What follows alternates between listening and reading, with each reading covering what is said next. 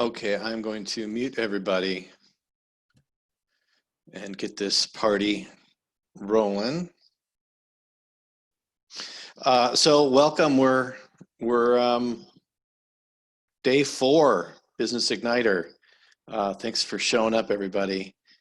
As you probably noticed, I sent an email last night. I've updated the resources page. The first 3 videos are up.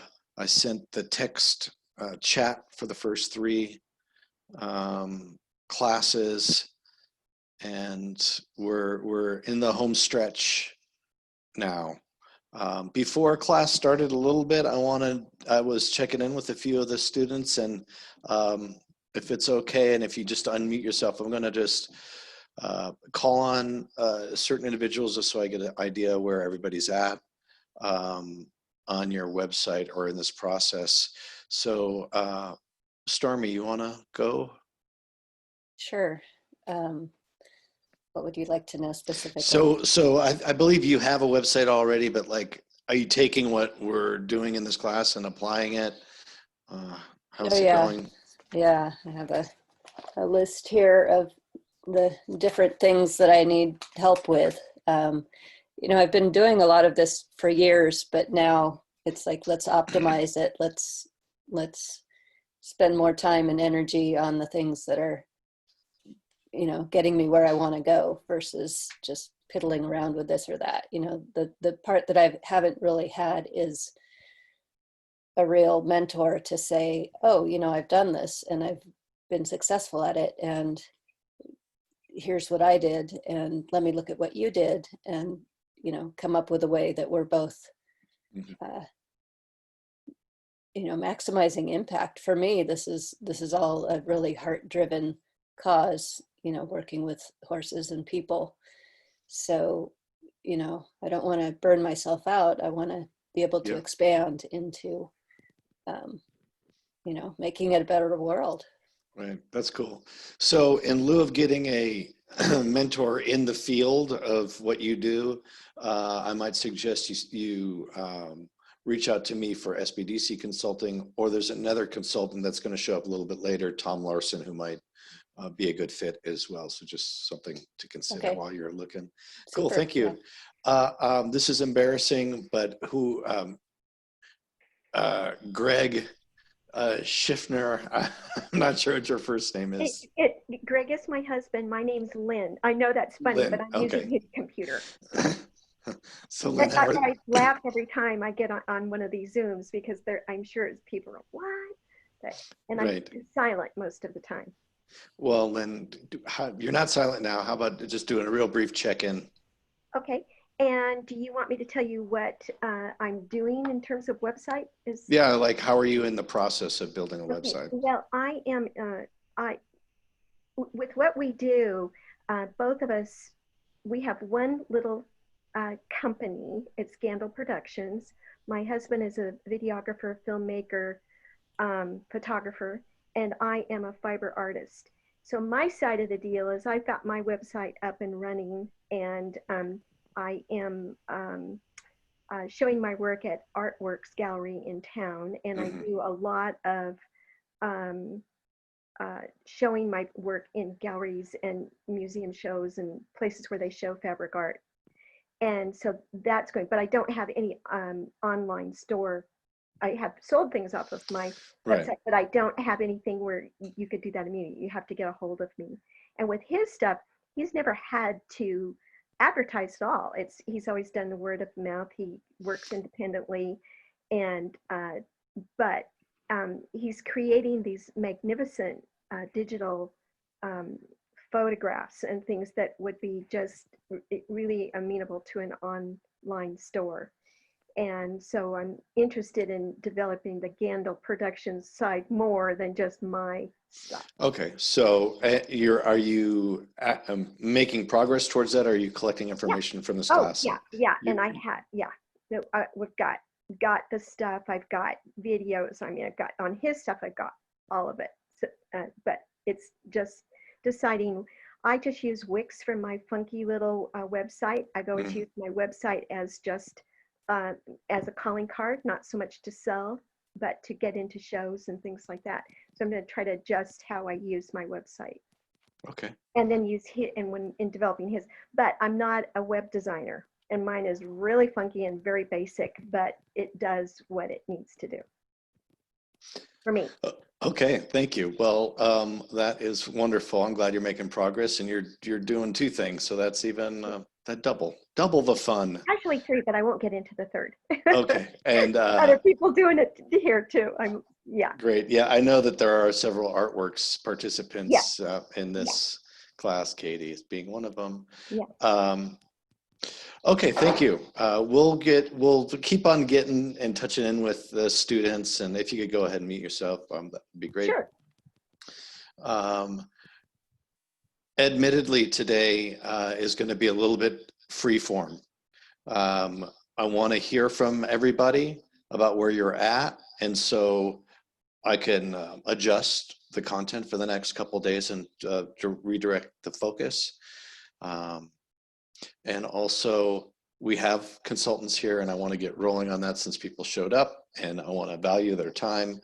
The idea is for these rebound consultants to say, you know, in 2 or 3 minutes, this is what I do, this is what I'm offering, here's how I can help you, here's my availability, and everyone has the list of how to get in touch with each other, so we don't need to go through the logistics of here's my email or phone number, because everyone has that. So I'm gonna just go in order of where I'm seeing people. So Ethan, you want to introduce yourself? Sure. Everyone can hear me, right? Okay. My name is Ethan Hunter. I work in WordPress. I know WooCommerce. I know integration with calendars and different functions like that. So that's kind of my main focus. I don't really do Shopify. I don't do some of the other building sites. Yeah, that's about it. I would just like to plug, for those of you who aren't quite figured out what platform you're going to use, I would highly recommend WordPress. And the reason why I say that is that WordPress is something that is movable. It's something that you own. When you go to like Shopify or Squarespace, you're kind of renting their service. So you don't own the product that you're creating. And I think when you look at long-term goals, I think it's really important to think about costs and ownership of essentially what is an asset to your business, and that would be your WordPress site. Yeah, so I can do a lot of things, like I can integrate print on demand. I don't know if anybody's familiar with that, but for artists who have images or graphics, they want to put it on merchandise like a tote, you know, hoodies, t-shirts, hats, and things like that. That's a great place to do stuff. And there's a couple different companies out there that we can integrate with WordPress in that. So that's basically my what I can offer you guys. My schedule is somewhat free, so, you know, and I'm definitely kind of flexible. You know, I've got some things I need to do, but I can try to work to meet your scheduling needs as well. And that's it. Okay, cool. Thank you, Ethan. Just if we could just keep this really fast, would you say, in my judgment, I'd say if I'm doing a WordPress as far as a Shopify site, WordPress is going to take about at least a third longer. It is a longer term investment in your property and it's an asset, but the speed to market is longer. Would you agree with that? Yeah, I would say for sure, because there's definitely, when you go to Shopify and places like that, they're gonna, you know, they're gonna set you up, but the learning curve isn't too bad. And I'd have to say, you can get things pretty quick out there. You know, most of the things that I've learned have been self-taught. So I'm a DIYer, just like you guys. So yes and no. I think if you have a little bit of help, I think you can see how WordPress can meet your goals fairly quickly as well. But yeah, Shopify is going to be a little faster. It's also going to be a little more costly, in my opinion, because, you know, you're renting to use the service, and then of course any add-ons like monetary and things like that, you know, there's additional costs in the end. Thank you. And for the consultants that are here to introduce themselves, after you've said your piece, you are more than welcome to stay for the whole class. You can log in tomorrow for question and answer, or you could get on with your day and no one's gonna feel judge you for that. So thank you so much. Up next, Aaron, I know that you spoke, you did a great presentation yesterday. People know your skill set, but maybe about availability and what you're willing to help with would be great.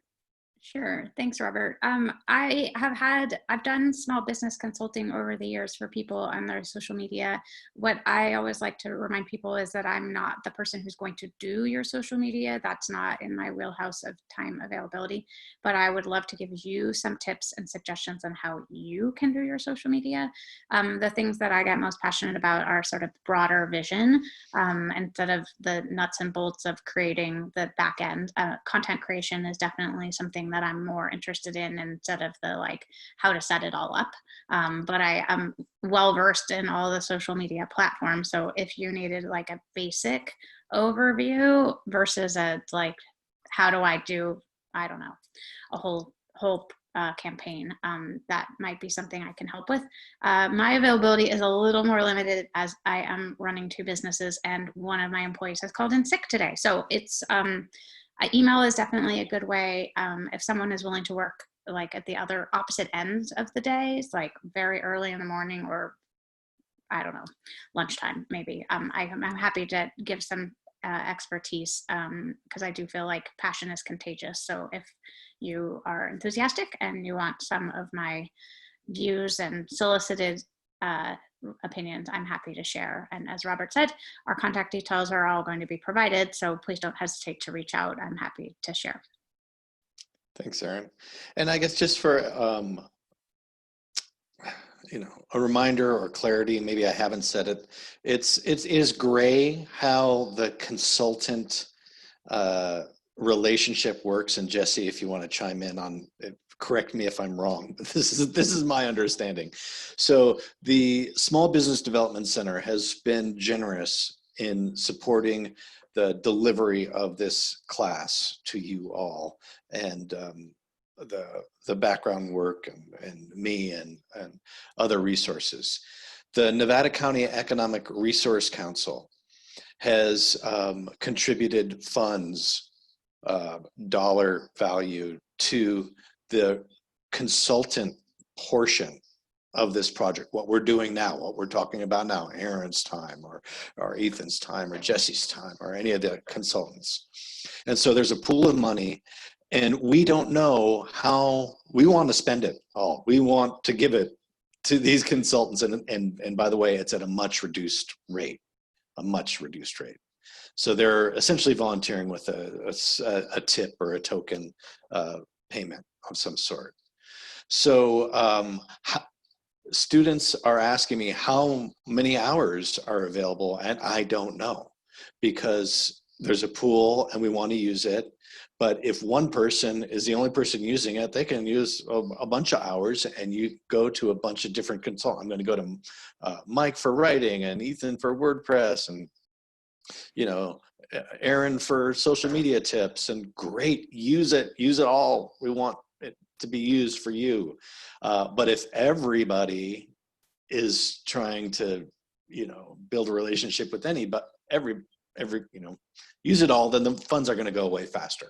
So we only have a pool of money.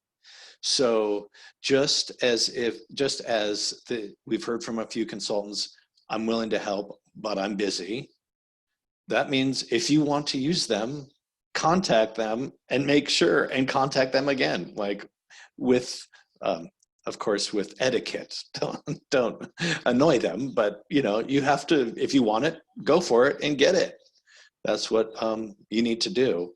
And it'll be for us to say, hey, listen, student XYZ, you're kind of reaching the limit of the resources that we have, and we'll be monitoring that, and we'll let you know. And that's that. And then when the consultant is like, okay, I'm at the limit of my time I'm willing to volunteer or get paid at a reduced rate, you can work with me. I will give you a Igniter special deal or whatever arrangement they make, that is not with Sierra Commons, that's not with the Rebound team, that is with your business and the consultant.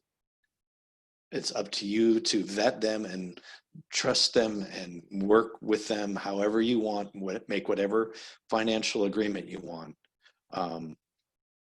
Obviously, we've looked at this group and we respect these groups, and I personally would work with any one of these consultants, but it's up to you. You have to decide for your business if you're going to work with them on a paid basis moving forward. And so yeah, Robert, I'm going to jump in real quick. Sure. So with the monies that were obtained from the Economic Resource Council, it was based upon us having 50 students from last time. And so we had less students in the last class, and we have, I believe, 20 students this time around? Yeah. Okay, so that actually works out to be around 4 to 5 hours per student to utilize for any of the independent contractors who have signed up to give guidance. I kind of use the phrase glorified volunteerism because it ends up being like $25 an hour that we give to the contractors. So for any of the students that are, going through the class right now, they can use, they have 4 to 5 hours, and not per independent contractor, but for the pool of contractors. So, kind of keep that in mind as you're, seeking out help and guidance. And then if you end up going over that amount, to tag on to what you just said, that's when you go ahead and negotiate with the contractor that you're working with, a rate or a salary for the whatever you need to finish up the site or move forward. Thank you, Jesse. And while you got the hot mic, you want to take your turn? Oh, sure. Yeah, I'm just so excited that you guys all took this class. This is one of the most amazing things to come out of our little Rebound group that we put together with some civic leaders and some nonprofit folks involved. We really wanted to think of ways that, were like boots on the ground that would make immediate advances for the businesses during this time period, and this is definitely one of them. And Jesse, I'm going to just interject and say, this is Jessie Locks. Oh. She is one of the co-founders of the Rebound Nevada County team. This class wouldn't have been born if it wasn't for her and some of the other people on the Rebound team. And could you just give a little bit of background, Jesse, a little bit more about what you do so they have context about how you can help them? Yeah. So my background is in journalism. I was a professional writer for almost 12 years. And then when I moved back to Nevada County, I got more involved with marketing PR. And so I'm well-versed in all kind of social media, PR. My most favorite thing is content strategy, content marketing. That's why Aaron Thiem and I are such good friends. Among other things. But, I just love working with businesses that want to do better or want to try and make our community, better in any way possible. And so I can jump in probably anywhere in the process. So if it's marketing, if it's getting your store up, I've done that for a couple of folks. I actually run the Nevada City Film Festival, so there's bits and pieces of all this kind of stuff. We're taking our entire festival online, so I understand just how difficult it is to kind of reimagine what you've been doing for a really long time, and then to try out something brand new and have to turn that boat around and do that. So I definitely understand where you guys are coming from. But I can be of service in any part of the process. I'm like one of those fill in the gaps kind of persons. And Jesse, what communication method do you prefer? It doesn't matter if you want to call me or email me or text me. That all works. I mean, this is the time of the year that I'm always online just for the festival, so it's pretty easy to get a hold of me. Okay, cool. And let's go offline and you, me, and Marnie talk about some of the admin stuff for this consultant Oh, yeah. team. Yeah, cool. Thank you, Jesse. I'm looking down the list here. Allison, you're up. Hi, everyone. I'm Allison. I'm a real estate and commercial photographer based here in Nevada County. My goal is to tell your story through the best lens. I offer a variety of services ranging from product and food photography, drone videos, virtual tours, promotional videos, and my favorite subject, which is portraits. I love connecting with other passionate business owners.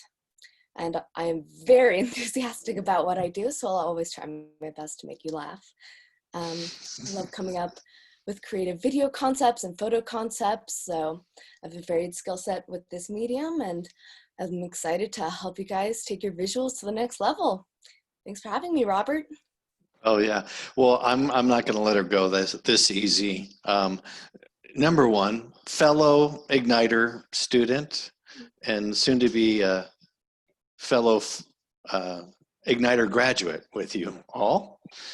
Sierra Commons really holds the people that have gone through the Igniter program, holds them quite dearly, and it's a good growing community of people. So Allison was lucky enough to take a class where we got to meet in person for part of it. 2 sessions. 2 sessions, and then the lockdown happened. But Allison, could you, I know you, Allison also volunteered at the last E-Commerce Business Igniter. Can you just give some example of how you helped some of those other Igniter students in photography? Yeah, so primarily what I did was product imagery for an online store. So I have a mobile studio set up with lighting and backdrops that I can take to you or to wherever. Got gloves, mask, taken all the necessary precautions. And also I was talking, we were kind of brainstorming ideas for marketing content and posters and things like that. Yeah. So you went into businesses, you had your equipment, you took pictures of their photos, which ended up on their website, beautifully illustrating what they have for sale. Yeah, and also some little 360-degree virtual kind of walkthroughs of their store and facilities. Excellent. That's a pretty valuable service. It's a lot of fun too. Yeah. Well, thank you, Allison, and feel free to stick around if you want. Wow, I'm seeing another photographer, Douglas Hooper, former president of the Nevada County Camera Club. Well, that was part of my introduction. I'm stealing your thunder, sorry. Yeah, I've been doing commercial photography for decades. I've done about 3 dozen catalogs. I learned a lot of shortcuts to help people get straight to a good commercial photograph without too much effort. And I'd be happy to help. Cool. So similarly to what Allison is offering as far as product photography, or what other limits to what's your, lifestyle photos for your website, or, for example, if it's a service business, they don't have product, then maybe help them with that? Yeah, to me, the definition of commercial photography includes those types of photographs. I've done those types as well for companies. Great. Well, thank you, Douglas, for volunteering your time. You're welcome. Yeah. Okay, Tom, you're up, buddy. Oh, I can't. There you go. That means I unmute, right? Yes. Good morning, everybody. I'm Tom Larson. I'm very happy to be here. Thank you, Robert, for inviting me. I help businesses craft message and create strategy around being online. My business is called The Customer Point of View. My experience in that specific realm is an entire career of putting things forward to customers and audiences and having them buy it. So it's a very different kind of a point of view than most, which is that they come from inside the business. So my own awareness now is that business owners, including me in some parts of my career, get so focused on what they're making that they kind of lose sight of the fact that that's not what's fascinating to the audience, that they really need to hear about it in terms of what's in it for them, which creates a completely different story. So I use storytelling models and storytelling approach to make sure that websites have content that is rich and storytelling and not looking a lot like the sticker on the side window of the car at the automobile showroom. Great, thank you so much, Tom, and Thank you. appreciate you volunteering your time. Any best way to get a hold of you, or how much, you know, about your availability and all that stuff? My information is on my website, thecustomerpov.com. Phone calls and emails are fine. Any of all that in these days, because, you know, what else is anybody doing? I'm not out at restaurants having dinner with people and lunches. Yeah. Okay, thank you, Tom.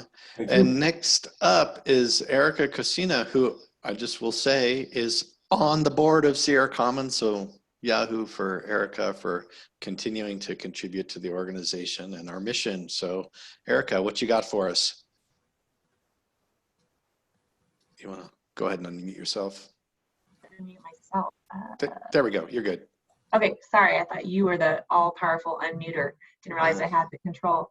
Hi, everyone, and thank you, Robert. Yes, I'm definitely passionate about supporting small businesses, and that's one reason I'm on the board of Sierra Commons. Professionally, I've been a freelance writer and communications consultant for the past 10 years.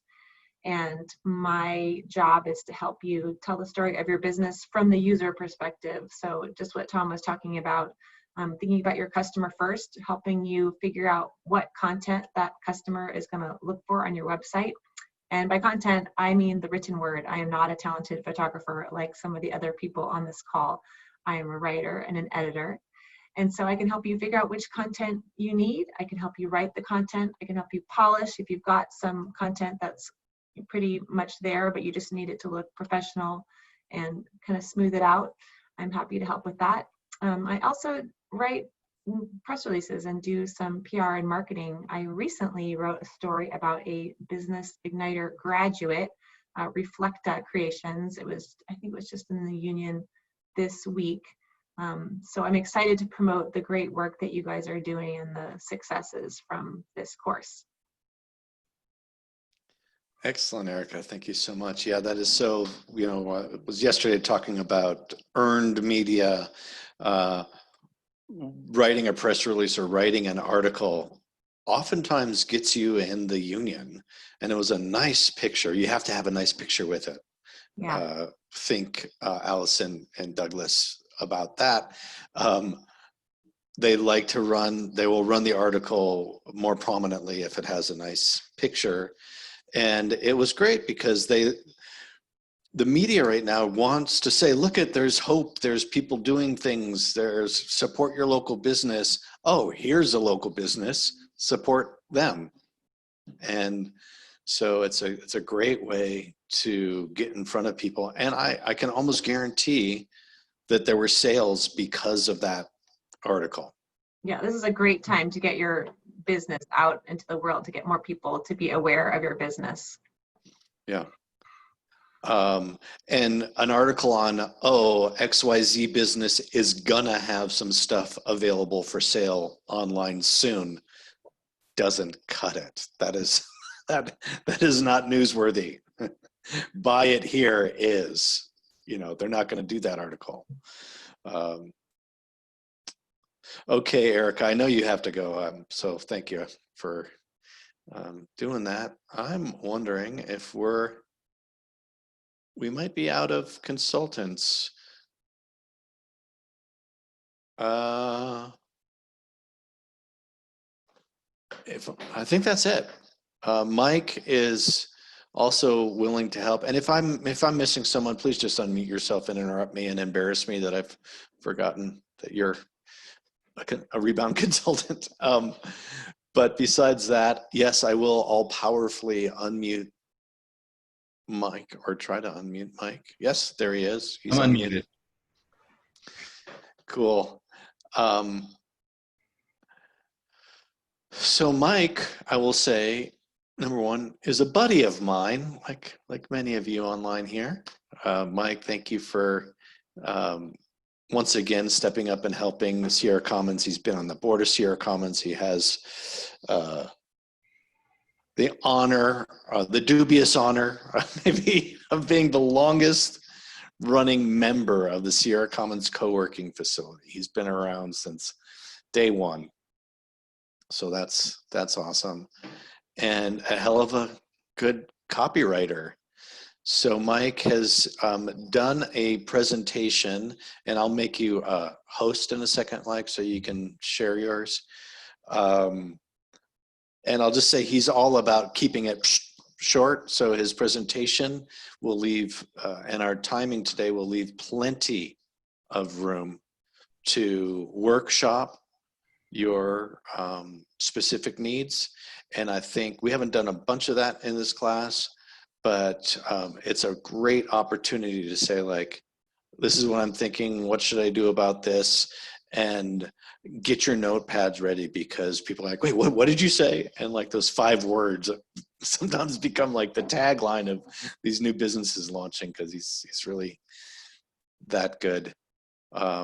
So Mike, I'm gonna just make you the host, and at the end of this, just make me the host again.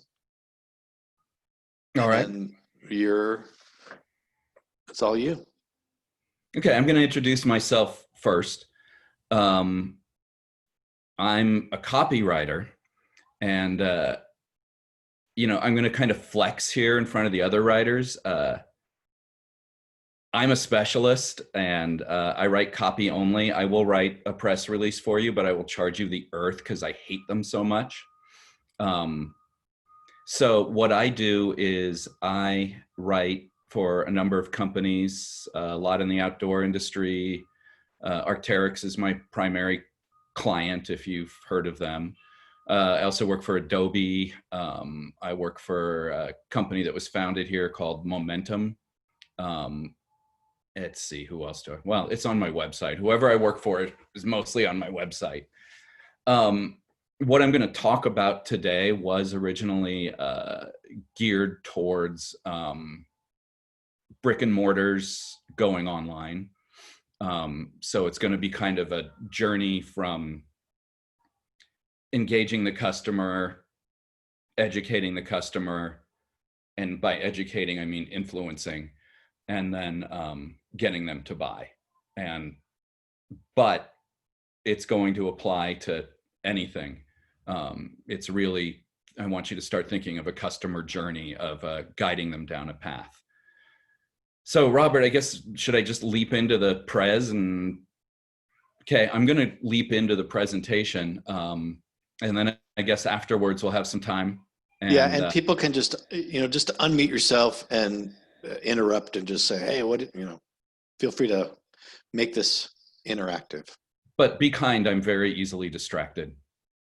All right, I'm going to share. Hang on. Let's see, where is it? There it is. All right, I'm calling it instant web copy. The goal here is to get you guys on a path, get you some ideas, so you can crush it online. So, whoops, it's not letting me, there it is. The first thing Mike, here we go. I'm interrupting. Sorry. I do notice that since you're at the beginning, I'm going to just do this. I do notice that Syriac has showed up. He's a Rebound consultant. And so I'm very sorry, Mike, but I'm going to just give Syriac, if you could just unmute yourself, Syriac, and give a quick intro, and then we'll let Mike continue on. Hey, hi everyone. Sorry, Mike, for interrupting. Mike's my neighbor at Sierra Commons, and I think Robert's in the other room. I can hear him from there. Hi, my name is Syriac, pronouns are he, him, and I work at a nonprofit in the Bay Area, but I work from Sierra Commons, and that's how I know Robert. And I specialize with advertising, any kind of Facebook, Google advertising that you might need support with. I'm happy to help. I specialize in really bringing down the costs of those investments, and also with local search engine optimization so that you can get found by whoever's looking for your services and products. And I'm a local. I live down, rather up in the mountains from town, and I'm happy to support local businesses get ready for the future. And that's it. That's my spiel. Thanks, Cyriac. And I'll just say, Cyriac is also on the board of CR Commons, so thank you for your contribution there. And take off whenever you want. I know you're busy. And Mike, again, sorry for interrupting. No, that's fine. All right, let's get back on track. First, I want to. This is where I'm going to kind of flex versus the other writers. If you are a good writer and have experience writing long things like starting with book reports when you were a kid, maybe editorial, maybe poetry, forget all that. Copywriting is not business writing. It's not editorial. It's not poetry. Forget what you learned in school. The awesome thing about copywriting is you make the rules. That includes grammar, as long as it fits your brand and your business. Got Milk is the ultimate example of bad grammar that works, or let's say better grammar that works. So I want you all to think of copywriting as talking to your customer. It's you, it's your brand, it's conversational, maybe like a elevated conversational. But that's where I want you to come from when you think of writing. So I'm going to go over some simple tips for making your copy more effective. And like I said, taking that path to the buy button. It doesn't necessarily have to be buy. It can be learn more. It can be any number of things, but the path is still essential. Like I said, everything's not, you might have a service, you might be building a virtual community, you might be a nonprofit. But again, they all require a path. The path is you have to educate visitors to your site to get them to buy the idea, the thing, the solution you offer. And to do that, you have to copyright. So when you write, be bold, clear, and persuasive. Essentially, that means keep it simple. Use short sentences, short paragraphs. You got people scanning, they're not there to read the paper. So, get their attention fast. Be confident when you write. That will help you eliminate adverbs. It will help you avoid jargon. It'll help you be direct.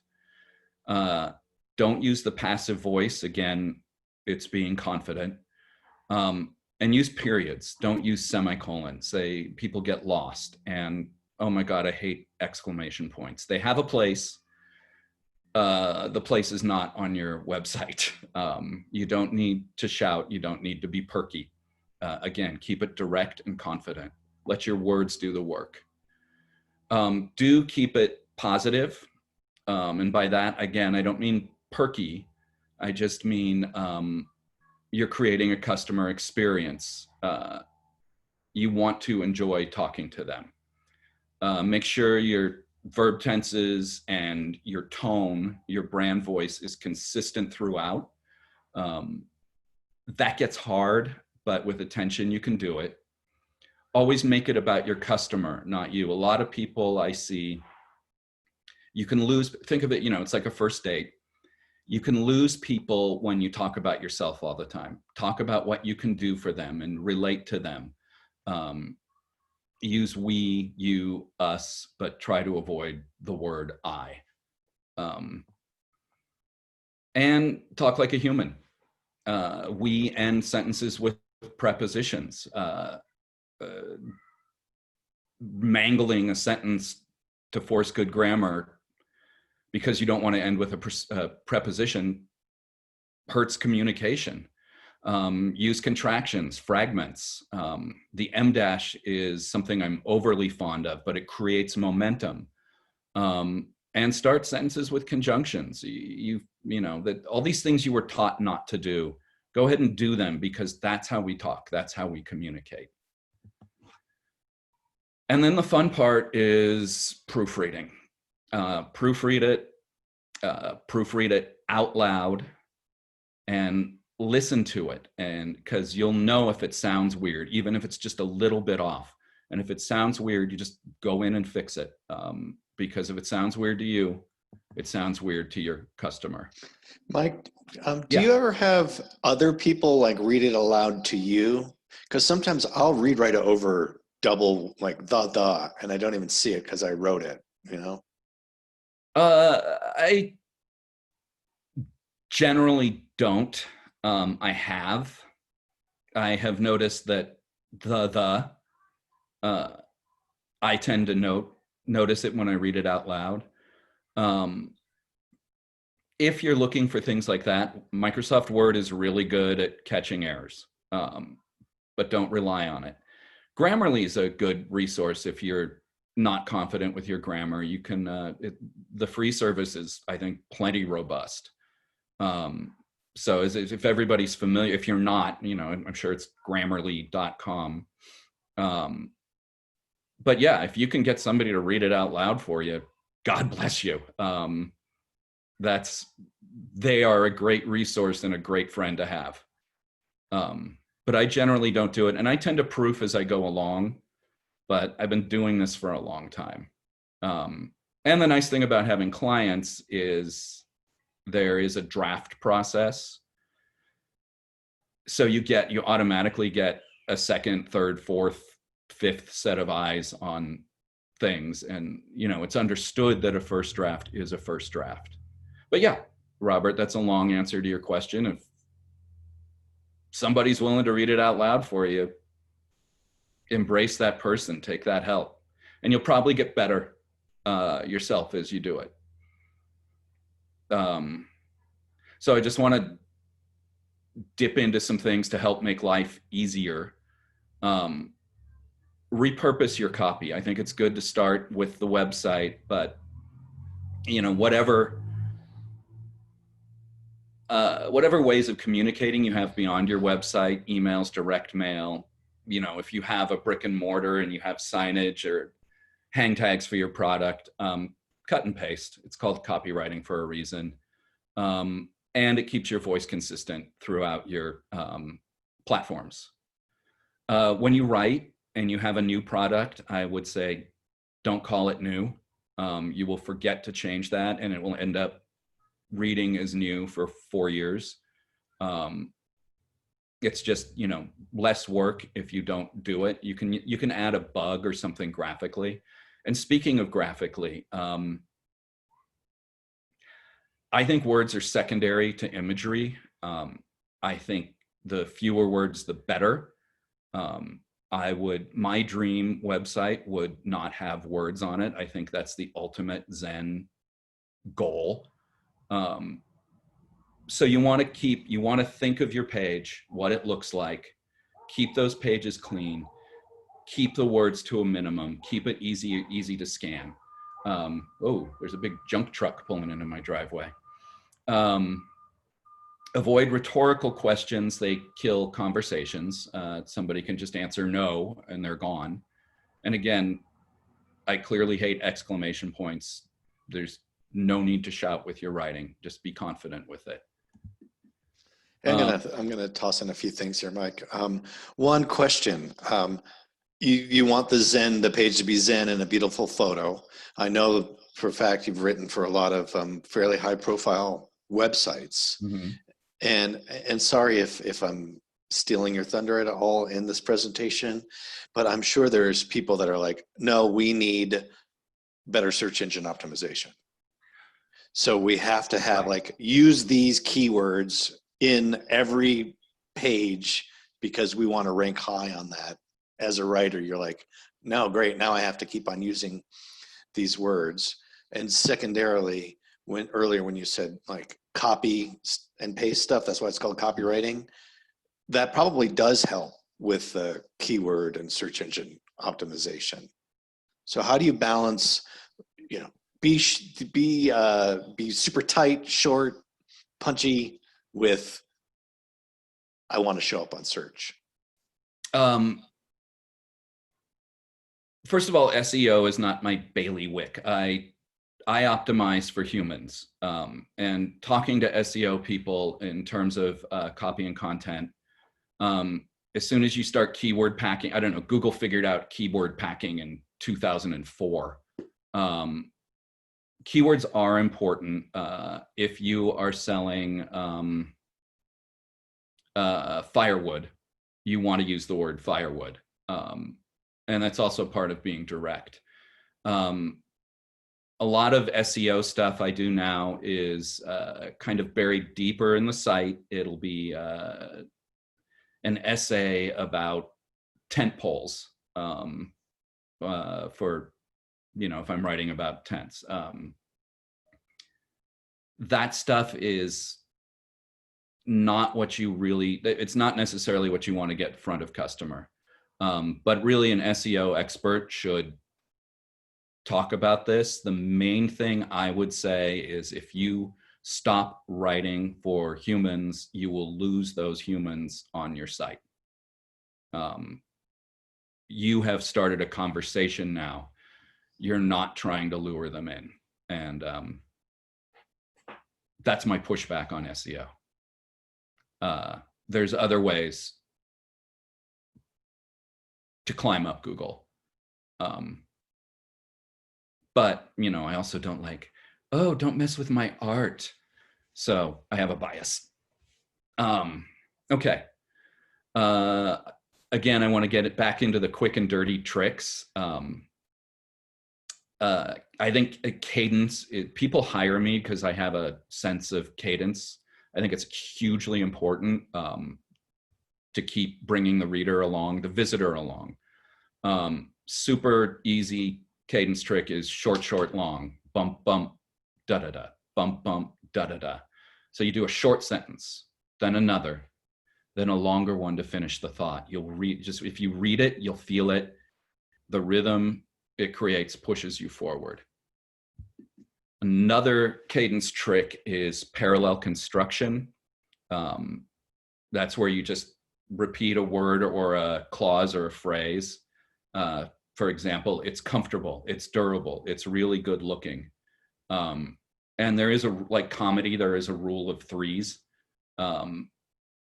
Rules are made to be broken, but doing this in a set of three does create that rhythm. And then alliteration. I'm overly fond of alliteration, but proven performance and cozy comfort combine in a clog for professional use and walking around town. Again, it's a rhythm thing, it's a cadence thing. Okay, we're going to start the journey. These are all the acronyms or, you know, initials for things that you will understand in a minute. First is AIDA, IDA. This can be your path on every page. This can also be your path throughout the site. Here's what it stands for: attention, interest, desire, action. It's kind of a standard sales technique. So attention can sometimes be the hardest. You need to grab it. This is where actually an image does so much of the work, but you need a compelling headline, short, punchy, a statement underneath that again clarifies the headline, but doesn't really get into it too much. And then again, let the image do the work. So you've grabbed their attention. Now you have to build their interest. Like this is where you'll have a more substantial subhead. It plants a seed. Don't over-explain, but it makes people feel like they need the thing. They may not know why exactly yet, but they feel like they need it. And once you have them on this hook, you flame their desire. you tell them how the thing will make them feel, or how your service will make their life easier, how automating this will help them sleep at night, make their life better. And then the action is simple. You've flamed their desire. This is the ask. Tell them to buy the thing. Tell them to join your mailing list. Don't be afraid of making the ask direct. So it goes like this. This is the thing. It will do this for you, so you can enjoy a trouble-free, relaxed, exciting, inspiring life. So buy it. It sounds simple. It's just something to keep in mind as you go through. All right, I'm not going to get into homepages too much, but it is where the journey starts. I feel that keeping your homepage clean as possible, thinking of it like a billboard, is the way you want to grab attention. Use subplants to plant the seed. It depends on how your content strategy is going to work. If you're going to be updating your homepage a lot, good for you for taking that initiative. But again, remember, people are driving by at 80 miles an hour. You want to make sure they see what your main message is before, and then, maybe they'll step on the brakes and stay in your site. Category landing pages are level 2 of a shopping site. You've all seen these. This is the product page that has all the little thumbnails on the grid. You may not need one, but if you do, it looks like this. This is almost a worst case scenario because there's so many things. But since you probably don't sell shoes, let's just think in terms of some other categories. If you sell insurance, home, life, auto. If you do landscaping, or if you have a goat business, residential, commercial, agriculture, news, sports, weather. That should say news. I wrote that fast. And if you have a site that is creating community, it might be inspiration, education, connection. You have categories. And it helps your customer filter their experience and choose their path. So if you just have 2 or 3, go ahead and create that fork in the road with the signage to get them going on that path. And again, if you have a lot of stuff like that shoe grid, you really need to highlight points of difference. You really need to help hold their hand to guide them. Having again, using the shoe example, having a header in that page that reminds customers that they've gone to footwear and what the footwear does for them is a good little anchor. Then in the grid, you will highlight points of differentiation, PODs, with a short description. Just think of why each thing is different. You have very little space to work with here. I find this the hardest thing to do. What is my buddy at Arc'teryx says? If you want it short, it's going to take a lot longer. So paring these down is a discipline. It's a pain in the ass. Again, you might have a situation where the image can tell the story, and let it. So here's kind of a close-up of PODs. The Norvan LD2, long distance trail, I'm looking for shoes. Long distance trail running shoe, long distance, that sounds hard. I don't want to do that. More long distance. Vertical terrain, that sounds compelling. But when I get up there, there's a lot of snow, weather might change. Oh, there's one with Gore-Tex. So that's the shoe I want. I choose it. And what that will do is take you to the product detail page. The product detail page will we'll highlight an image. It's highlighted with an image. And then maybe the second most important thing on it is your positioning statement. This is where you have a little more room to breathe, a little more room to write. This is where you're actually having a conversation with your customer. So write like you talk. Say what the thing does, help them imagine using it, lead into features and benefits. Don't forget your roadmap, IDA.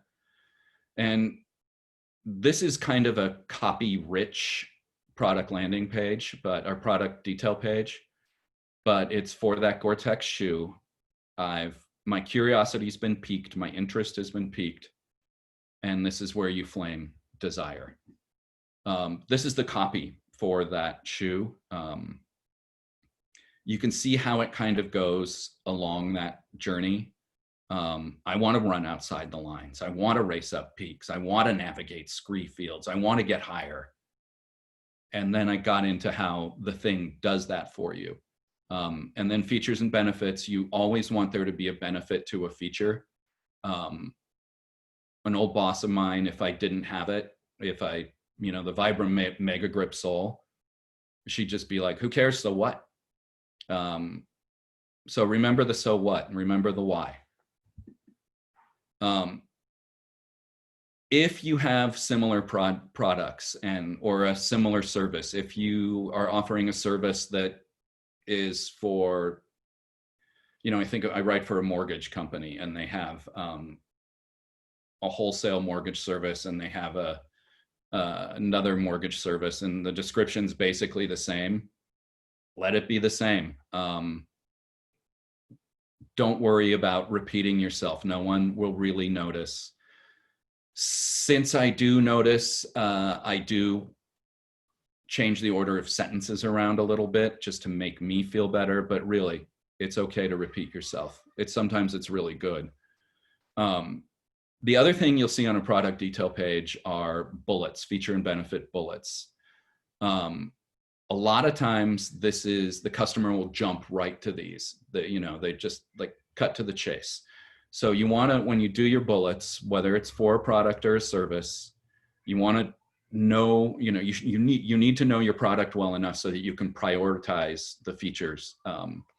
Most important goes at the top, and then you just go down the hierarchy. Again, always include a benefit. Keep your bulleted list clean. 5 bullets are usually good, 7 at the max, 3 if there's not much going on. You can, again, repeat bullets or repeat what you said in the positioning statement too. It's fine. Copy and paste. You can let your bullets be consistent. Just use them over and over again. And don't use periods at the end of bullets. I don't really know the graphic rule for this, but it stops the flow. If you see it, it looks weird. So just keep them open, keep them moving. I always have a problem with that when one bullet has a complete sentence and then another sentence that I put a period on the first one and then not the second one. That's weird. Yeah. If you can split it into 2 bullets, that's optimal. If you can simplify the sentence and make both features the subject, that's great. And we'll also look at another way, just really quickly, of doing bullets using icons. And with the icons, you can do a little bit more of a sentence structure. But yeah, Robert, that's why this gets hard sometimes. That's why you have to keep cutting, pasting, mangling until you get that right. Sometimes it's okay to leave something out. If it's important, don't. But if you have to put a period in the middle of a bullet, do it. Grammar is flexible. Communication comes first. Maybe you can use a comma. But yeah, that's a thing I periodically have to struggle with, have to wrangle. Periodically. Like once a project and it becomes a hang up. That's why this stuff can be hard. But much of this can be easy. Cool. I have a second part, and it's I don't want to throw you off, but so if you could answer this when it's best. I had been told many times that people buy on emotion, not on feature benefit. And I totally dig the flow that you're saying, where the flame part is flame them, and that's more emotion. And then the product detail page seems to be more feature benefit. Is that kind of how your approach works? Okay, it depends what the client wants. Because what the client wants, the client gets. I'll give an example of Arc'teryx. They liked to keep things very technical and less inspirational. They've totally changed. And if you go back in here, we'll just if you look at this right here, it starts with something aspirational. It starts with something where I can imagine myself doing this, or inspirational. It starts with a connection. I think emotion's important. I think if you can get it in there, great. But you need to tell why the thing will satisfy that emotion. Does that make sense? And it really, if you're selling jewelry, that's an emotional purchase. If you're selling hard drives, you're going to leap into the technical. So it depends on what your product or service is as well, and what your brand voice is. But I like using emotion, inspiration, aspiration, depending on what it is, to create that relationship with the product.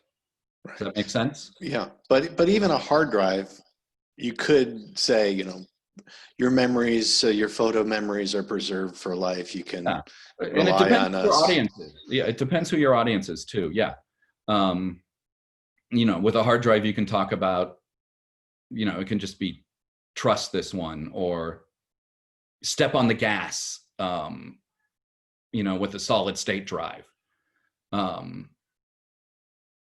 Adobe uses a lot of fun emotion, documents that move at the speed of business, which has kind of become a cliche, but I like fun and engagement, if nothing else, to start the conversation. But yeah, sometimes sometimes your customer wants to cut to the chase. So knowing your customer is essential to this. But I like a little romance. So there's that. Let's see. This is back to the bullets, and this, Robert, one way to get your multiple sentences in there. There's really two ways that I see bullets being done these days. There's the good old list. You can look at that quickly. It's not as fun as icon format, but you don't have to deal with graphics. So there's a element you don't need to pay for with your time. I love icons. You do have to get the icons. They do look cooler. Again, I like images to tell stories. And with them, you can do a little bit more of a description below. So I think the next page shows what they look like. Yeah. So on the left over there's your bulleted list. It tells me what everything does. It's pretty basic. It's quick to scan. On the right is an icon. Let's call it an icon system, because it's a system you'll use throughout your site to reinforce messages. But you can see how this is Smartwool, I think, uses different icons to quickly tell a story. and to reinforce those stories, across products and to differentiate products. But, again, there's a graphic design element that you have to get somehow. So you've gone along the journey. Now it's the call to action. Now it's the ask. This is the buy button. I have tried over the last couple of decades to come up with an original idea for a buy button. I've tried them. Everything is dumb because you just want to tell them what to do. Buy now, add to cart, join today, learn more, get on our mailing list. Just keep it simple. You have a button to write on. So you need, 2 words, do it. But tell them what you want them to do. This is a good place to be confident. This is a necessary place to be confident. This is the ask. This is how you sell stuff. So do we have any questions before we recap? Robert, anything? Nothing. Okay. Yeah, I just hope that we could workshop some people after. Yeah, I think we can try to do that. Well, I'm going to need you to manage that. Got it. But that would be fun. So recap. Katie actually has a question. Oh, yeah. Way back when you were talking about use us, you, we, not I, and then you said use M, E-M. Oh, that's an M dash. That's a punctuation mark that whoever puts an M dash key on a keyboard first, I will buy their products forever.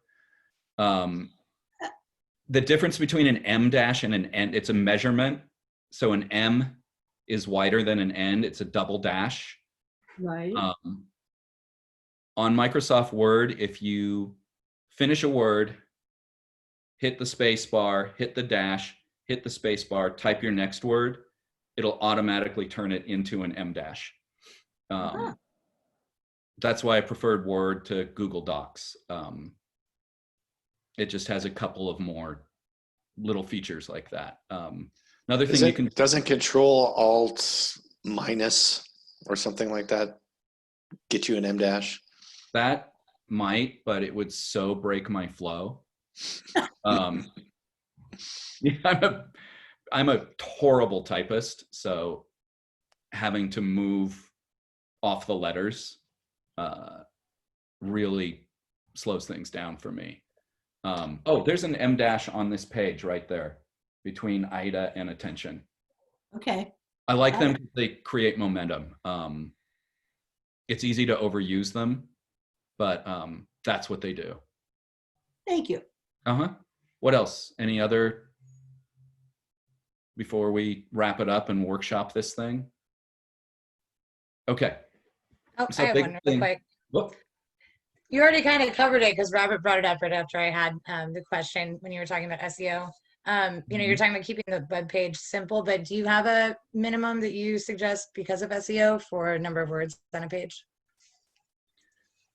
I am finding clients like to keep their product stuff simple. There is, there will be those, I roll my eyes and call them essay pages that have 1,000 words on why a camping chair is the best one in the world. And it's keyword packed with easy setup and strong and light. Not so much packed, but just the very nature of writing a lot of words boosts SEO. That's what people are doing now. I'm sure the algorithm will change.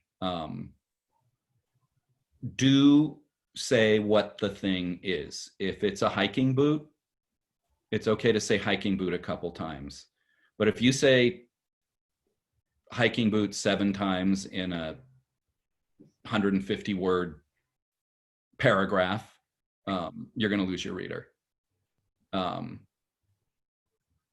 there are other ways to climb Google.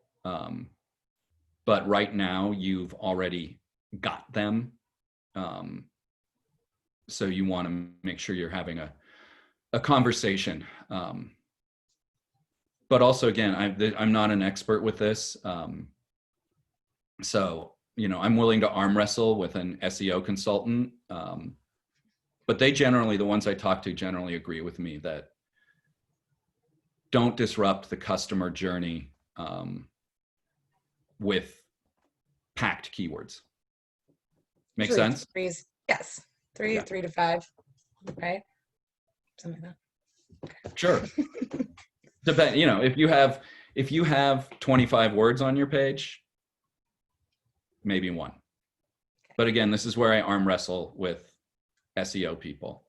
I know that there's definitely varying sides, so I'm interested to hear your perspective.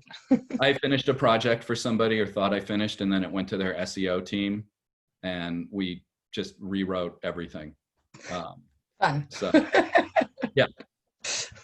And we took all the, we spent weeks working on brand voice, and it all kind of went to hell. And I cried a little inside, but I did what the client wanted. Of course. All right, thanks, Meg. I'm not happy with what came out, and if I was the creative director, I would have done things differently. Because talk like a human. I think that's the most important thing. If you've worked retail or waited tables, you know how to communicate this way. Make your own rules.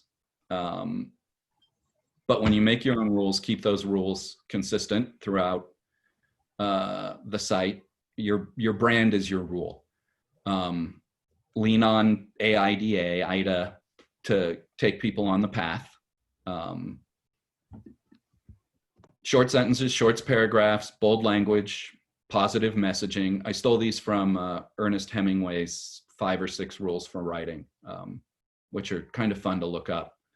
And I'm not the only one who stole them. Your category landing page.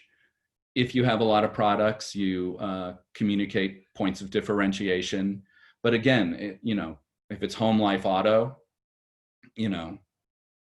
quick description of what homeowners insurance is, quick description of what life insurance can do for you, quick one, why you need auto insurance. The detail pages are where you engage, educate, get a little SEO going. But it's mainly where you solve your customers' problems and tell them how you will make their life better. And then again, that CTA button is just simple, seal the deal, buy now. Now, without getting into plagiarism, realize that it's called copywriting for a reason. If you have a brick-and-mortar site and you are selling shoes, you will get dealer workbooks from Dansko and Merrill and all those people. They're usually digital now, a PDF. Copy and paste from those workbooks. The language tends to be stilted, but you can tweak it. Also, your wholesalers will have websites. It's always good to look and see what the competition is doing. And you can steal not just copy, but graphics, see what their pages look like. But really, really, really don't plagiarize. It makes you an awful person. If you're already an awful person, it makes you worse. It's easy not to plagiarize. You just really rewrite something, but don't turn in your book report straight from Wikipedia. Make it yours. And when you make it yours, you should have a distinct enough brand that you can't plagiarize.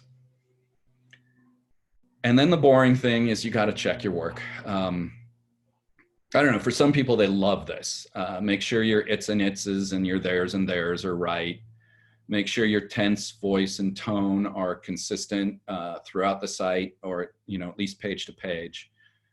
If you spell something wrong, people will notice.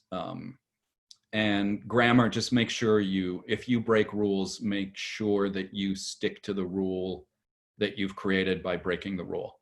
Make sure you keep your brand grammar consistent.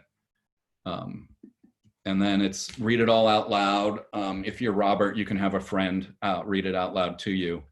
Some people even use the voice reader on their computers just to hear it. And I actually did that once and it almost worked.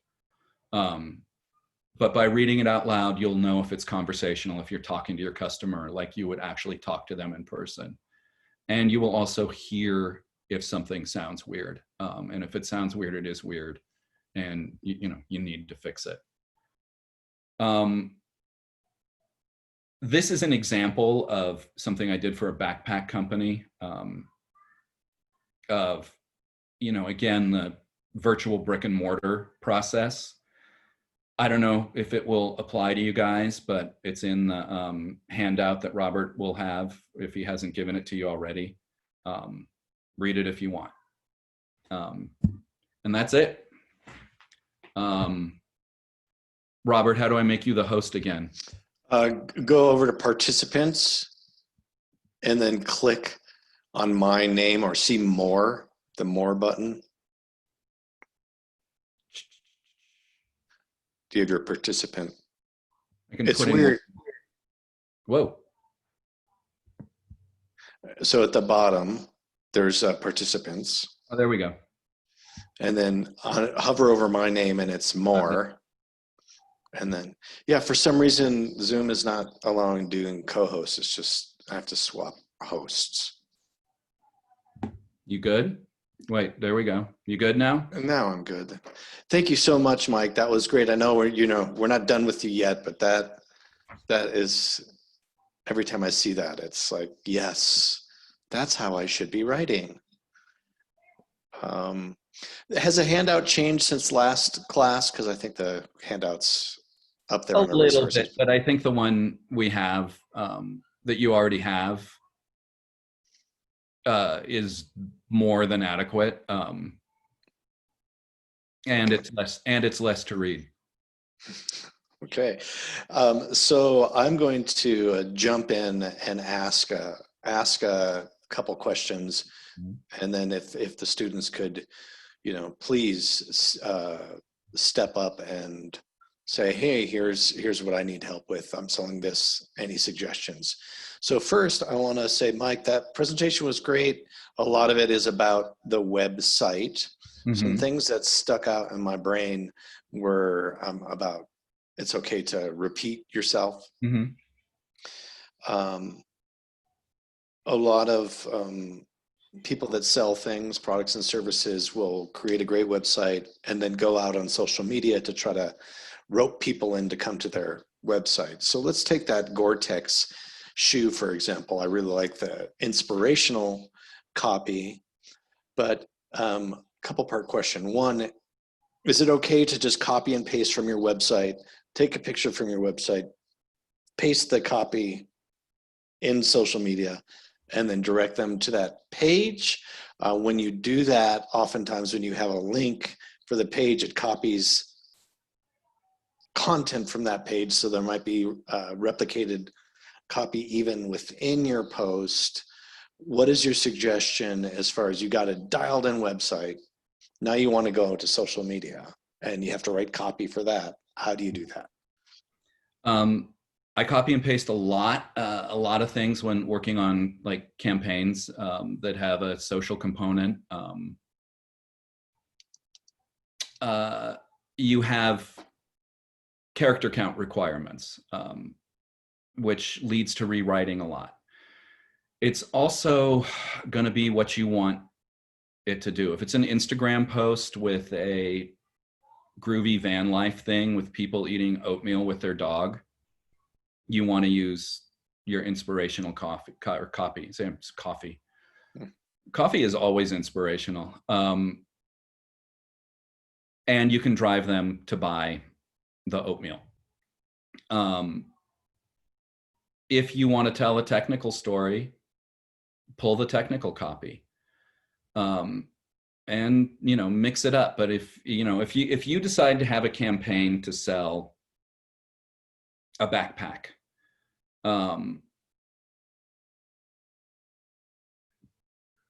pull that. I like inspiration. I like fun. I like romance. And I would think, especially if you have an awesome lifestyle photo, start there.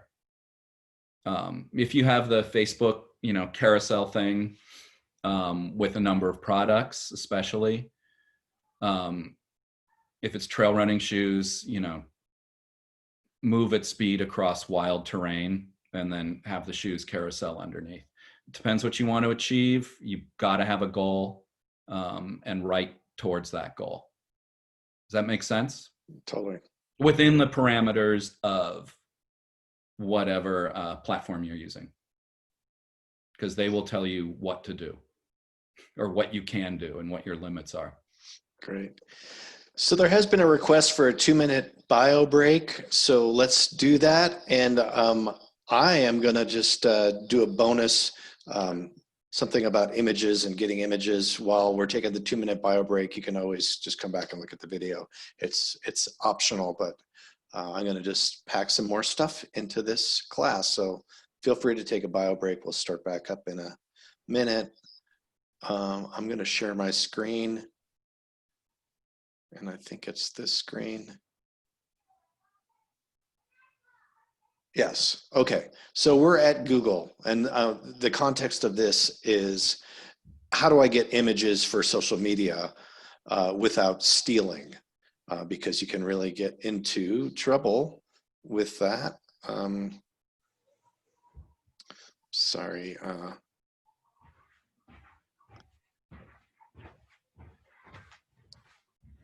Okay, I'm sorry. So here you can see on Google, I've searched flower because I want to do something I have a cut flower business or whatever. Google has, this is the general search in Google, but I can click on images to bring up images of flowers. And if I was uninformed about copyright, or I didn't care about copyright, I'd just be like, oh, I like this Ray sunflower and I'm going to steal it. That's what I'm going to do. Which, believe it or not, some of the stock photography businesses like Getty Images and stuff go search the web, and then they look at graphic image files, and then they look at the thumbnail or the thumbprint of an image, and they'll go pixel by pixel by pixel and go like, that's our image, copyright violation, pay me $2,000. Or if it's someone that's like just a photographer and that's their art and that's their business, so like, you stole my picture. So it's not good to do that. So you're here on these flower images, and you go to tools, and this handy dandy drop down comes, and then there's another filter where it's labeled for reuse with modification, labeled for reuse, non-commercial reuse with modification, or non-commercial. Not all photos, not all people tag their photos with the copyright, but I'm going to just go ahead and say label for reuse. And every one of these photos I can now use on my website. The owner, the copyright owner, has said this is okay to use. Sometimes they're small, sometimes they're large. Let's look at this giant onion. And then I could just click on that and right mouse click and say save image as, save it to my hard drive. And I'm good to go. I can use that with a clean conscience and feel good about using a variety of images on social media and mixing things up without worrying I'm doing something illegal. Is that good? Anyone have any questions on that?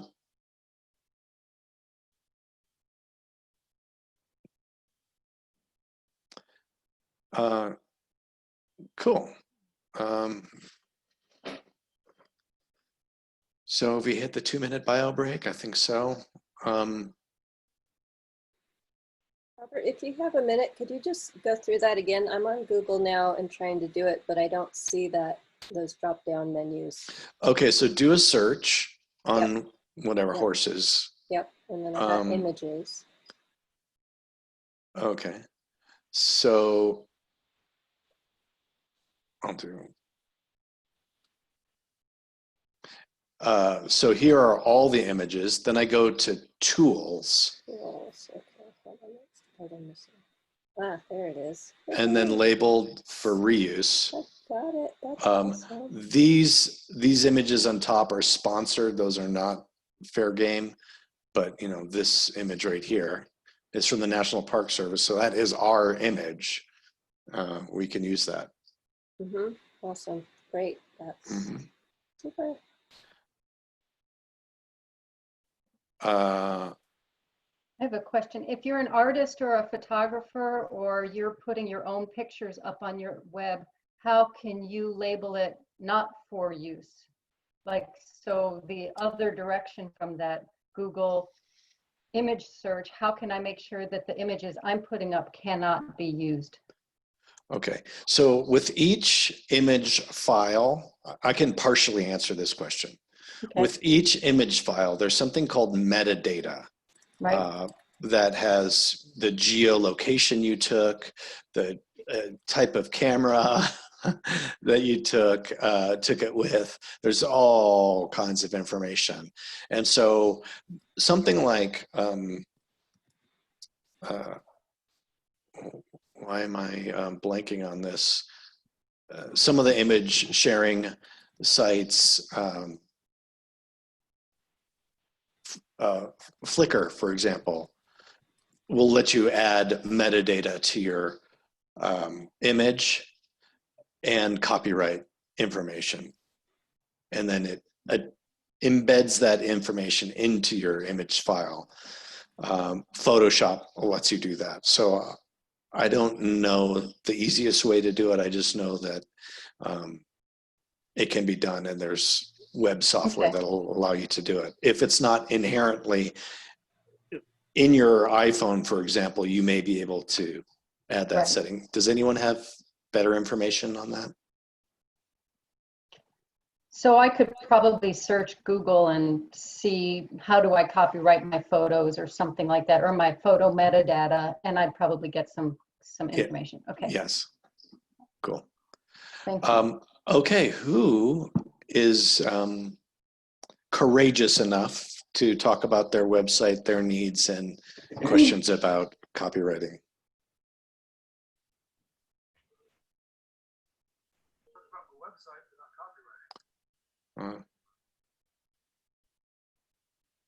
Anybody?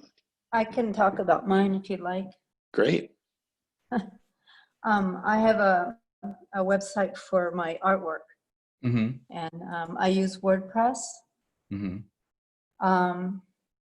I've had a lot of work done with the help of my daughter because she's more computer savvy. But I wanted to learn more, and this is one reason why I'm at this class. And I really appreciate it. I feel like there's a lot of great information here. And some of the things I feel I've already done, and some things I haven't. So one of the things I like to add to what I have, because I do have people who contact me and ask for, prints of things that I have on my site. And they also ask what's up. I do blogs and send out what's coming out, of recent, and things on, the situation here. So anyways, my question is, I put images up on my artwork. I want to know how to copyright them, and I think part of that was answered.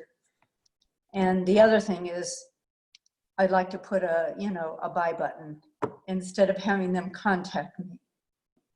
Okay. I'm not your guy for that.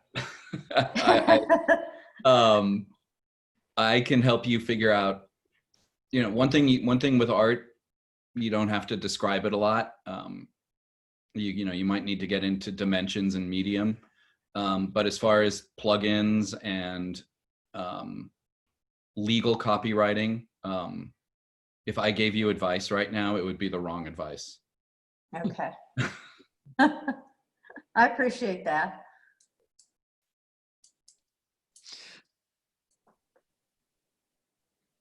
Katie. I have a very specific copywriting question. Okay, Matt, could you just hang for a second? I kind of gave the stage to Katie. Oh, that's okay. Thank you. I have two websites. I did them over 10 years ago on iWeb. And as soon as I take my Mac past Mojave, Apple will no longer support iWeb. So I had the brain power to do that years ago and got all that work ahead of me. So that's just one big reason I'm here. My husband is a knife maker. So again, his is unique. Everything's one of a kind. As opposed to my paintings, which is the other website. There's the original, but then God gave us giclées. So I can sell things over and over once I've sold the original, unlike his. Anyway, I just wanted you to know that's why I'm here. I'm a little afraid of buy now. You know, evidently when I set up the super websites years ago, I did have a buy now. And then I'd get a call from PayPal that says you're out of stock. And I didn't even know I had put in one of each item. And with his knives, when we were doing shows, and it's almost like you do a lot of work with your photography and everything, and somebody goes to buy it and you've sold it already. Anyway, so that's just where I'm coming from, and I'll be looking for advice from everyone. Mike, I love your keep it simple stuff. And again, we both of our products are visuals, so we shouldn't have to say too much. So yeah, you definitely have visual stories to tell. The knives are obviously going to be more technical. You know, I was just thinking what I was doing. Most of the people came to his website because some of my first words were Northern California knife maker. Okay. And yeah, not knowing about algorithms and all that stuff, they got here. Yeah. That's a good, we'll start over. And there's definitely things you can use in like email subheadings and, you know, your Google page description that will help drive that. But again, if I give you SEO advice, it's going to be what I learned in 2008. And, you know, back when people were searching on Alta Vista. But as far as I thought of two things for your art. You're selling originals and you're selling prints. Or, you know, there's your categories. I don't know about maintaining inventory and whether Shopify or other platforms tell you what you have left. And as far as buy now goes, yeah, I can see how it's inelegant, but add to cart or even maybe add. But people are looking for, it's almost not words at this point, the buy button.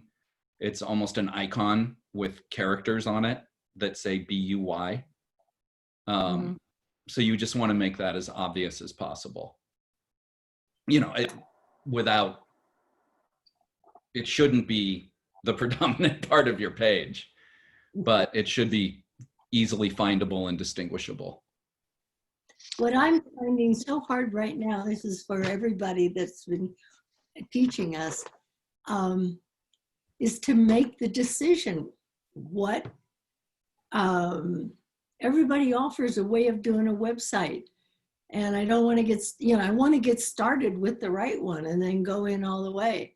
So there's so many choices out there. Yeah. So Katie, hopefully, you can go to the consultant list and find some of the people you've been introduced to and to help you with those decisions. I'd be happy to help you. Let's go on. Thank you for your question, Katie, and your commentary. Matt is up next, and then I see Gail. You'll be after Matt. Hey, yeah, my field is senior health insurance products, and I've been running into a conceptual problem, which is that there's one product on the market which is being pushed very hard by the insurance industry. Everybody makes a lot of money when they sell it. It's usually a really, really bad idea. And so I've been trying to figure out a way through copywriting to explain that I could sell you this, but you probably shouldn't buy it, without making them go somewhere else to buy it, because there's a good chance they want it when they come to my site. And I don't really want to give it to them, but I could. Do you have any general advice on how to approach something like that? Yeah, that's a selling against is a good way to alienate your customers. You get away from the positive. So I appreciate what you're trying to do. Seems to me that if somebody's already got their mind made up, then their mind's made up, and you might as well, service them. What you could do is, I don't know if it's such a predominant product that, say you had a category landing page, that fork in the road page. If it's the Microsoft of whatever this thing is, of your options, maybe it gets a category, and then maybe you have alternatives too, or and you can, I think if you can find a way to work it into your site, talk to your customers about how you can find a plan that works for them, not for the plan. Does that make sense? Your needs are not the corporation's needs. Going beyond donut hole plan Q, we have this, this, and this. And that's where, your part of your, one of your CTA buttons would be learn more, and then go into detail pages.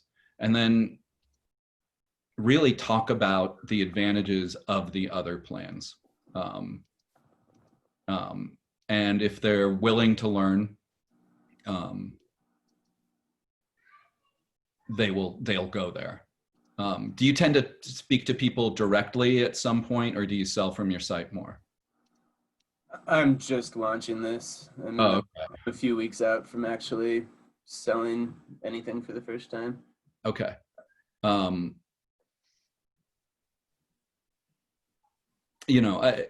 Help people. Ideally, I'd be meeting people face to face, but the whole industry is that's difficult right now. My niche as a local agent is generally I'm the guy who can show up at your house and talk to you, but that's more complicated than yeah, maybe you should even have like some kind of. Remember the Adobe used to have the download Acrobat buttons because nobody had Adobe Acrobat. You might want to download Zoom button somewhere. But what you're trying to do is start a conversation and drive people to you. I would focus on, think of yourself as a tailor rather than Old Navy, and sell yourself as somebody who provides individual attention, who can craft and tailor a plan for individuals, the one that works for you. Look at how other people are doing it, and look at how people are doing customization for things in general. Build your own plan, find ways to do that. But to differentiate yourself,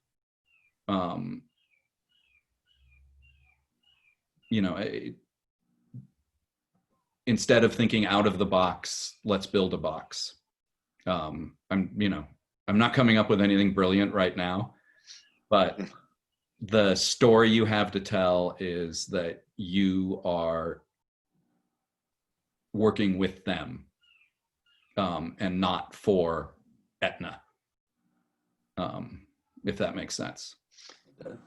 Cool. Well, let's move on. That was really valuable. I'm going to throw my 2 cents in that customer testimonials is a great way of saying it. Oh, You're yeah. not saying it, someone else is saying it.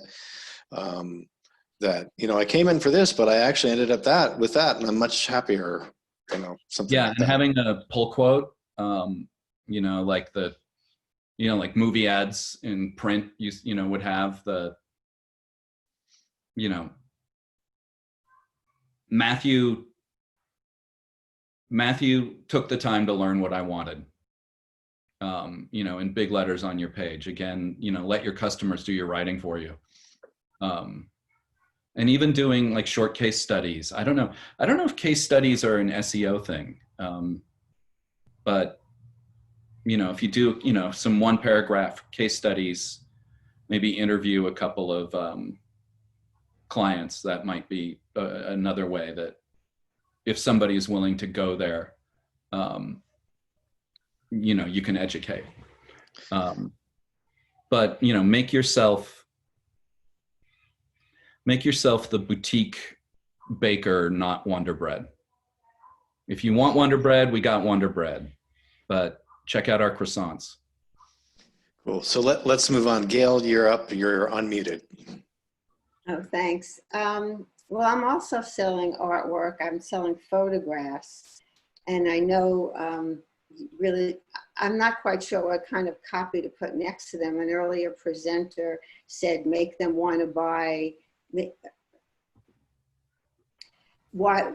tell them why they should buy this one, or why they should buy yours. And I know a photograph is supposed to speak for itself, but what kind of copy can you put with it? One thing this class has caused me to rethink is, over the years, people have sent me photographs of my photographs on their wall. So I was thinking of adding that to the website, but and comments. But what other things can you put next to a photograph? The dimensions, That you could, I don't know what type, but let's say you're doing landscape photography. Okay, great. You could say a little bit about the place, a little bit about why you chose that place, a little bit about think about how it makes, how each of your images makes you feel. And without it being an I thing, maybe write a short sentence about that feeling, about that emotion.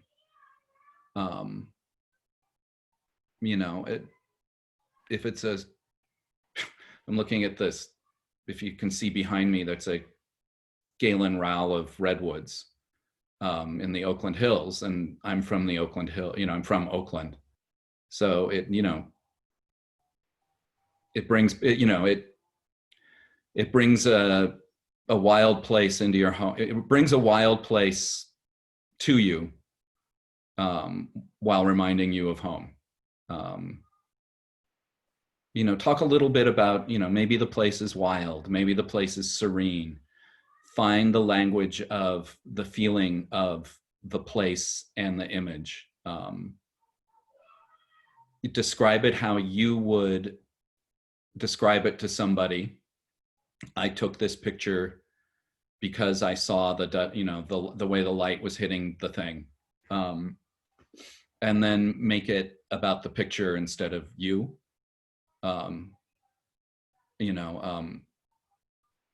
This was a unique opportunity where the alpenglow hit the pinnacles, and capturing it was was a great moment.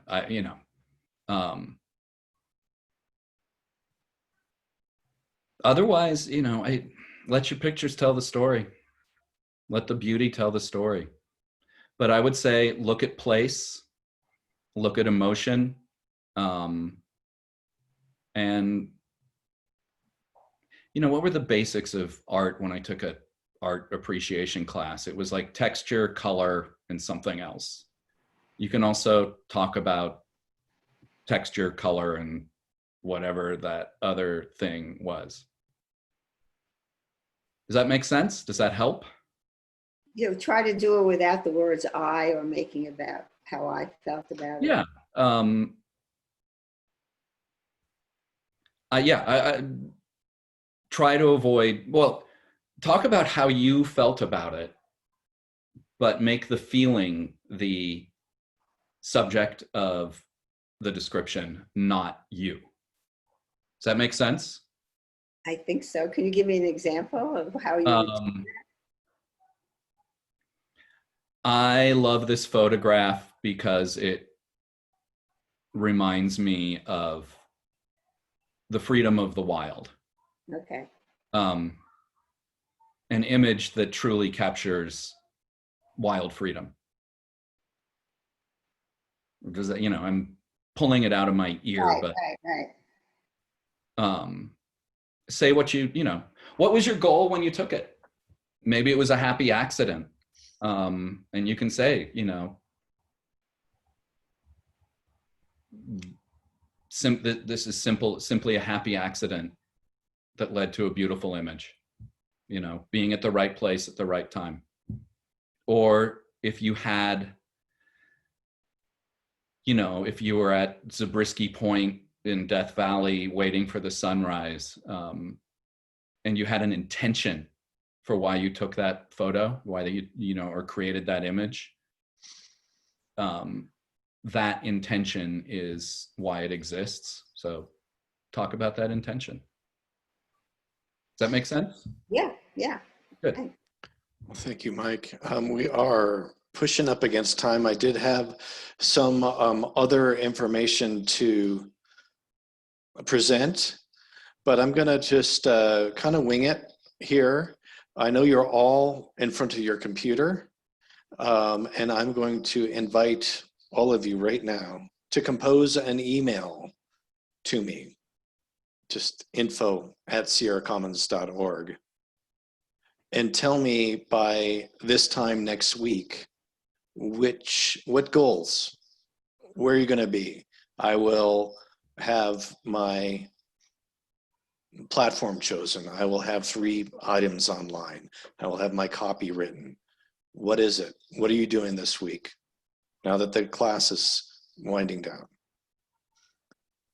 So I'm going to give it just a couple minutes for you to do that. It doesn't have to be fancy.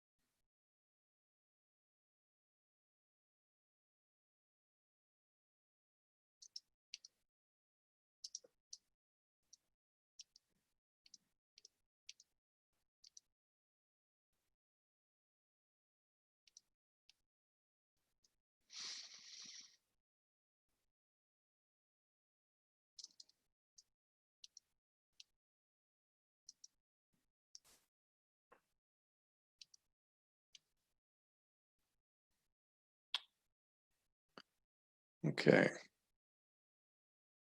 I'm seeing a lot of faces looking up, so I'm assuming those emails have been sent. Way to go. I'm gonna check in with you and see where you're at coming up next week. And hopefully you've made that progress. Does anyone have any questions right now? Go ahead.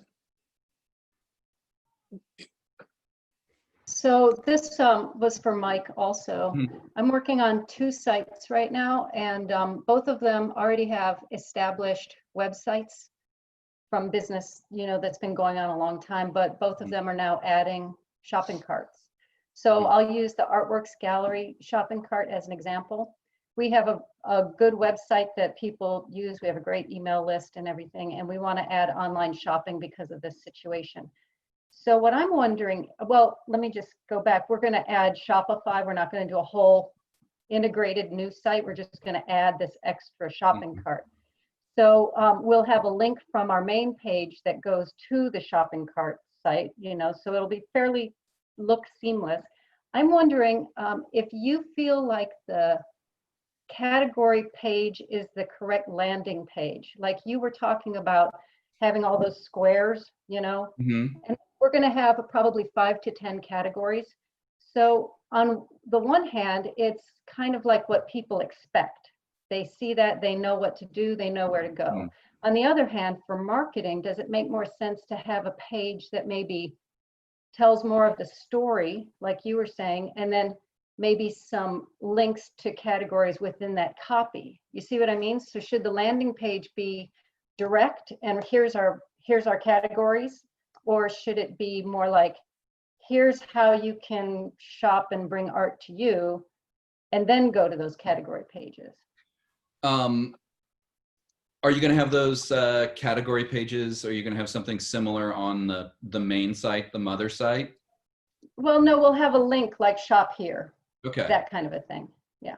Okay. The mother site's really just like a separate thing, and then shopping cart will be like an addendum. If Shopify lets you have a category landing page, especially, we could do that. I imagine you have a lot of distinct pieces in, like you said, 5 different categories, different media, different types of art. And stories about the artists, because it's a co-op, so there's 30 different artists. And that main page, the original website, has all kinds of biography and stuff.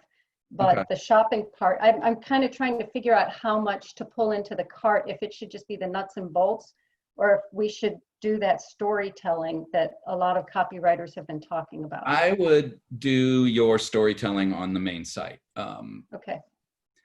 I think at this point you want to create more of a quick path to the cart. Your categories could be, shop by, the type of art. It could be shop by the artist, or it could be both. Right. Or, obviously the see all option is, a lot of people really just jump right to that. Right. But I would do your storytelling on your main site. That's what it's for. That's the one where you get to be you. This is a little bit more of a store. Okay. But you do want to direct, if Shopify lets you, I think, it will make everybody's life easier if, you don't have this yard sale of things. Like that scary shoe page.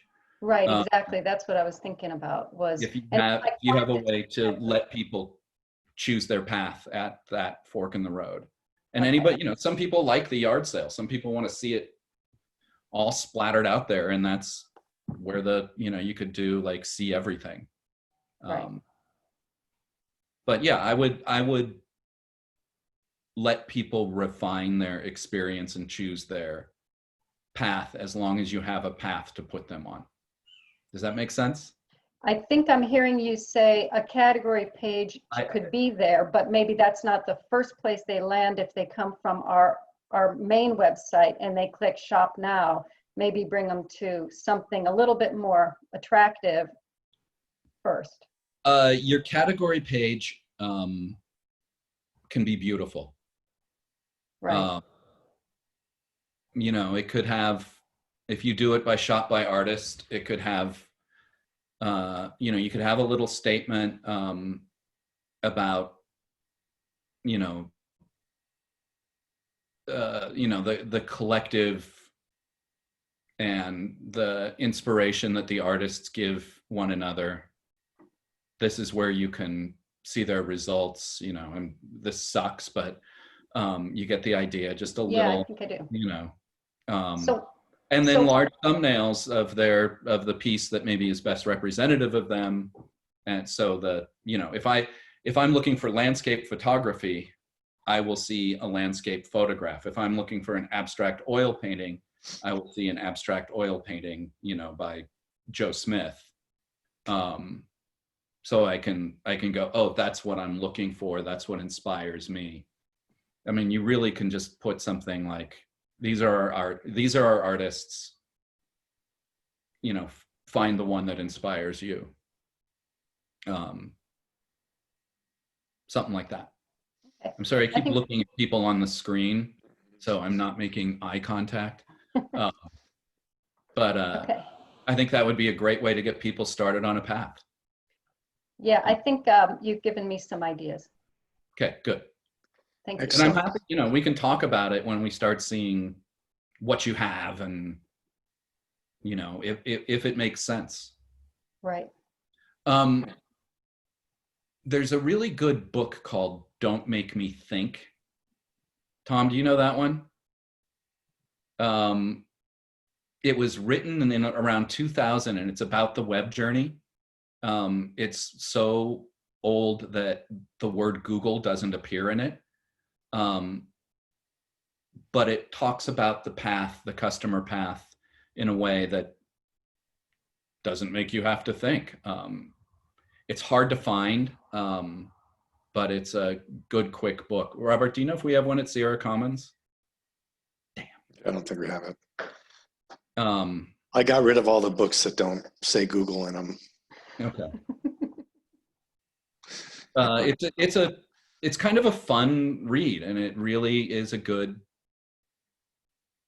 roadmap. Okay, Mike, if you could look in the chat, Guy did a link, and we got just 2 minutes left, so I want to wrap it up. I was planning on doing just 3 slides about customer service and inventory and shipping and operations and that kind of thing. I'm just curious, as by a show of hands, is that information that would be helpful to you all? Okay, great. I'm glad I didn't waste everybody's time. Okay, we got 1 person. So Katie, we can talk about that offline. Next week is, not next week, tomorrow is our last day. We have some of the presenters that have presented previously coming back. I know Barry said he's got something in between, so maybe he'll be on for half hour at the beginning, half hour at the end, or something like that. We'll just have to wait and see what's happening on that. I really do encourage you to show up tomorrow. This is where it all comes together, and we have not just a question and answer, but just a general dialogue where through osmosis is going to, I think, be quite beneficial to everybody in the group. I am making some, I guess this is a gut feeling and my intuition that this group is, could use some extra support. I know that we have the consultants and, the passionate speech I gave at the end of last class is still applicable. But I'm wondering if, and I'd be willing to do this, is next Thursday, let's say at 9 o'clock for an hour to do a Zoom check-in. What I'm concerned about is that, okay, class is over, bye, and you might not make it towards the finish line, make it to the finish line. I feel like this is a great group of people.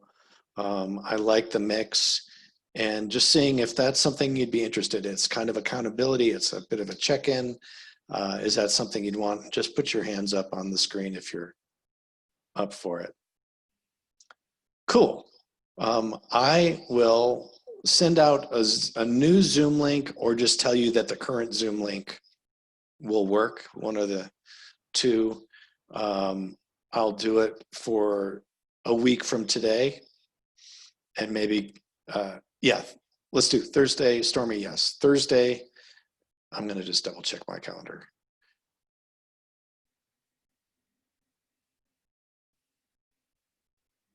Thursday, 9 o'clock. We'll do a check-in. I'll send out the login information.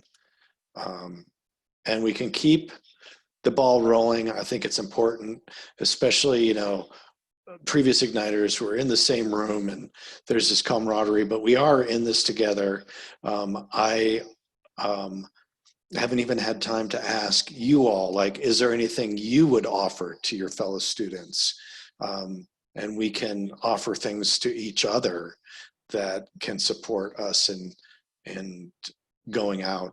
I know I have brought this up before. It feels a little awkward to me, but I'm gonna do it anyways. So Sierra Commons is doing an online auction, sierracommons.org. There's an auction. If you have a product or service you would like to get out in front of the local community, it's a good marketing for you, and it supports Sierra Commons doing what we do.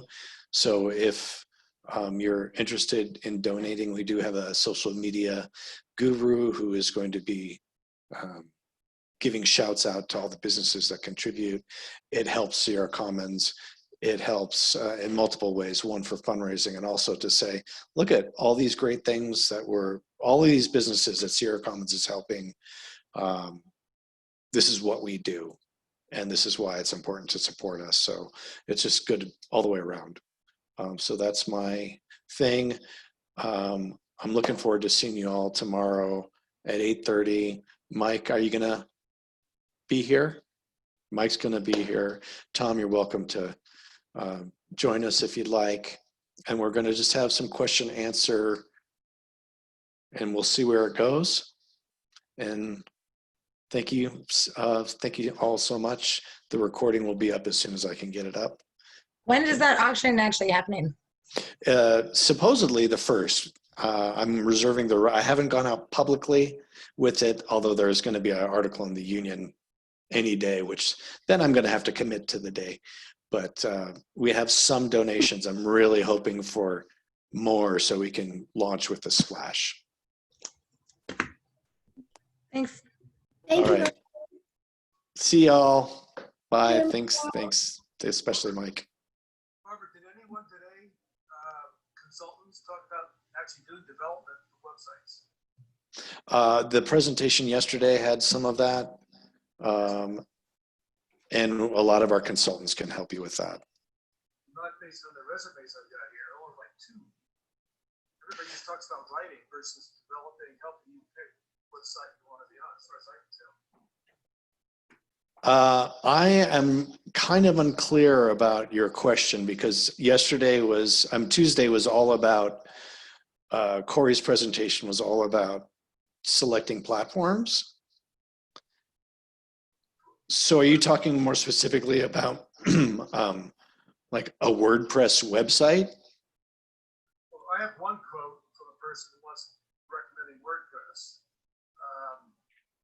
I guess my requirement is I just need an inventory, need a website, and then I want to be able to automatically upload cards or product to eBay or Etsy. That's what I'd like to be able to do. Can that be done with Spotify or one of these others, or do I have to go to a custom website? I believe Corey addressed that question specifically and offered for you to reach out to him. So I think I'd just take him up on that. Corey would be our good go-to person to help you on that specific issue. What's his last name? Richardson. And it's in the presentation. It's not in the consultant list. Yeah, he was the presenter on Tuesday, and his contact information is in that presentation. I believe he sent his email in the text chat. And if you still can't find it, I'd be happy to email it to you. Okay, I'll take a look at that. Thank you. Okay, thank you guys. See ya. Bye. Bye.